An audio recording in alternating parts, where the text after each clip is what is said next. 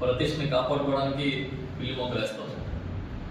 చాలా దుర్మార్గంగా కలియుగ దైవం వెంకటేశ్వర స్వామిని వివాదాల్లో లాక్కొచ్చి ఆయన పవిత్ర ప్రసాదాన్ని అపవిత్రమని, అందులో జంతువుల కొమ్ములు కలిపారని పచ్చిగా మాట్లాడిన చంద్రబాబు నాయుడు ఈ రాష్ట్రంలో ఇంచుమించుగా అధికారంలోకి వచ్చినప్పటి నుంచి, ఆ తర్వాత కొద్ది నెలల నుంచే ఈ దుష్ప్రచారానికి తెరదీసింది.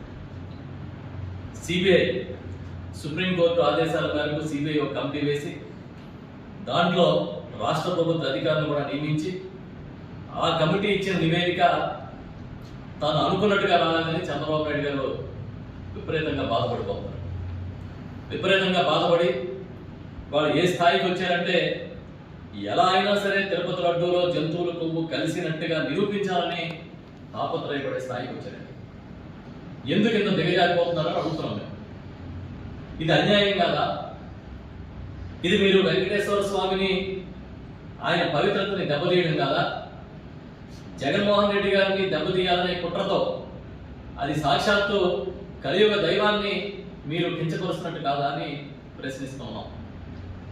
ఇంకా దిగజారిపోయి రోజు రోజుకి దిగజారిపోయి ఈరోజు ఆయన మాట్లాడారు, ఒక ముఖ్యమంత్రి స్థాయి వ్యక్తి మాట్లాడని మాటలని మాట్లాడాడు. ఆయన అంటారు బాత్రూముల్లో వాడే కెమికల్స్ తిరుపతి లడ్డూ ప్రసాదంలో కలిపారని మాట్లాడుతున్నారు. ఇంకెంతకన్నా దిగజారుతాం అవుతుందా? హార్పిక్ వంటి బాత్రూమ్ కడిగే